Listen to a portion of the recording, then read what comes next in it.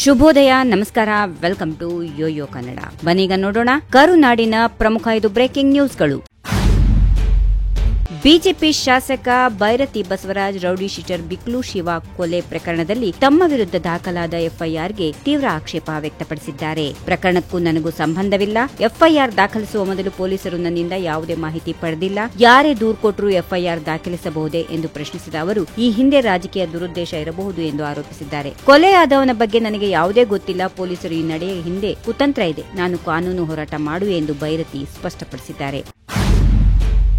ಕಾಂಗ್ರೆಸ್ ಪಕ್ಷಕ್ಕೆ ಈ ದೇಶದ ಹಿಂದುಳಿದ ವರ್ಗಗಳ ಬಗ್ಗೆ, ಪರಿಶಿಷ್ಟ ಜಾತಿ ಪಂಗಡಗಳ ಬಗ್ಗೆ, ಅಲ್ಪಸಂಖ್ಯಾತರ ಕುರಿತು ಪ್ರಾಮಾಣಿಕ ಕಾಳಜಿ ಇದೆಯೇ ಎಂದು ಮುಖ್ಯಮಂತ್ರಿ ಸಿದ್ದರಾಮಯ್ಯ ಮತ್ತು ಕಾಂಗ್ರೆಸ್ ಪಕ್ಷದ ವರಿಷ್ಠರನ್ನ ಪ್ರಶ್ನಿಸಲು ಬಯಸುತ್ತೇನೆ ಎಂದು ಬಿಜೆಪಿ ರಾಜ್ಯಾಧ್ಯಕ್ಷ ಬಿವೈ ವಿಜೇಂದ್ರ ಹೇಳಿದರು. ಸಿದ್ದರಾಮಯ್ಯನವರು ತಮ್ಮನ್ನ ತಾವು ಹಿಂದುಳಿದ ವರ್ಗಗಳ ಚಾಂಪಿಯನ್ ಎಂದು ಕರೆದುಕೊಳ್ಳುತ್ತಾರೆ. ರಾಹುಲ್ ಗಾಂಧಿ ಆದೇಶ ಮಾಡಿದ್ದಾರೆಂದು 165 ಕೋಟಿ ಖರ್ಚು ಮಾಡಿ ಸಿದ್ಧಪಡಿಸಿದ ಕಾಂತರಾಜು ವರದಿಯನ್ನ ಕಸದ ಬುಟ್ಟಿಗೆ ಹಾಕಿದ್ದಾರಲ್ಲವೇ?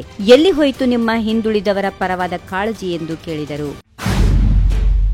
ಕಾಂಗ್ರೆಸ್ ಹೈಕಮಾಂಡ್ ರಾಜ್ಯದಲ್ಲಿ ರಣದೀಪ್ ಸಿಂಗ್ ಸುರ್ಜೇವಾಲಾ ಆಡಳಿತ ಹೇರಿದೆ ಎಂದು ವಿಪಕ್ಷ ನಾಯಕ ಆರ್ ಅಶೋಕ್ ಟೀಕಿಸಿದ್ದಾರೆ. ಬೆಂಗಳೂರಿನಲ್ಲಿ ಶಾಸಕರು, ಸಚಿವರ ಜೊತೆ ರಾಜ್ಯ ಕಾಂಗ್ರೆಸ್ ಉಸ್ತುವಾರಿ ರಣದೀಪ್ ಸಿಂಗ್ ಸುರ್ಜೇವಾಲಾ ಸಭೆ ವಿಚಾರಕ್ಕೆ ಸಂಬಂಧಪಟ್ಟಂತೆ ಟ್ವೀಟ್ ಮಾಡಿರುವ ಆರ್ ಅಶೋಕ್, ರಾಜ್ಯದಲ್ಲಿ ರಣದೀಪ್ ಆಡಳಿತ ಜಾರಿಯಾಗಿದೆಯೇ? ಗುರುವಾರದ ಸಂಪುಟ ಸಭೆಯು ಸುರ್ಜೇವಾಲಾ ಅವರ ಅಧ್ಯಕ್ಷತೆಯಲ್ಲಿ ನಡೆಯುತ್ತಾ ಎಂದು ಲೇವಡಿ ಮಾಡಿದ್ದಾರೆ.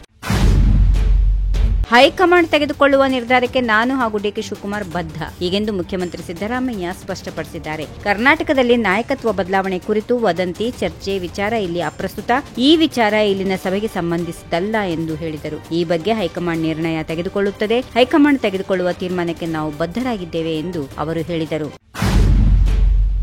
ಗಂಗಾವತಿ ಶಾಸಕ ಮಾಜಿ ಸಚಿವ ಗಾಲಿ ಜನಾರ್ದನ್ ರೆಡ್ಡಿ ಅವರು ಮುಖ್ಯಮಂತ್ರಿ ಸಿದ್ದರಾಮಯ್ಯ ನವೆಂಬರ್ನಲ್ಲಿ ಸಿಎಂ ಸ್ಥಾನಕ್ಕೆ ರಾಜೀನಾಮೆ ನೀಡಲಿದ್ದಾರೆ ಎಂದು ಸ್ಫೋಟಕ ಹೇಳಿಕೆ ನೀಡಿದ್ದಾರೆ. ಸಿದ್ದರಾಮಯ್ಯ ದೇವರಾಜ ಅರಸ್ ಆಡಳಿತದ ಅವಧಿಯನ್ನ ಮೀರಿ ಒಂದು ದಿನ ಅಧಿಕಾರದಲ್ಲಿ ಇರಲು ಬಯಸಿದ್ದು, ಬಳಿಕ ಸ್ಥಾನ ಬಿಟ್ಟುಕೊಡಲು ಕಾಂಗ್ರೆಸ್ ಹೈಕಮಾಂಡ್ಗೆ ಮಾತು ನೀಡಿದ್ದಾರೆ ಎಂದು ರೆಡ್ಡಿ ತಿಳಿಸಿದ್ದಾರೆ. ಕಾಂಗ್ರೆಸ್ನಲ್ಲಿ 50-50 ಅಧಿಕಾರ ಹಂಚಿಕೆ ಒಪ್ಪಂದವಾಗಿದ್ದು, ಡಿಕೆ ಶಿವಕುಮಾರ್ ಸಿಎಂ ಸ್ಥಾನಕ್ಕಾಗಿ ಬುನಾದಿ ಹಾಕುತ್ತಿದ್ದಾರೆ ಎಂದ ರೆಡ್ಡಿ, ಸಿದ್ದರಾಮಯ್ಯ ರಾಜೀನಾಮೆ ನೀಡದಿದ್ದರೆ ಡಿಕೆಶಿ ಬಲವಂತವಾಗಿ ಅಧಿಕಾರ ಹಿಡಿಯಲು ಆತುರದಲ್ಲಿದ್ದಾರೆ ಎಂದು ಹೇಳಿದ್ದಾರೆ.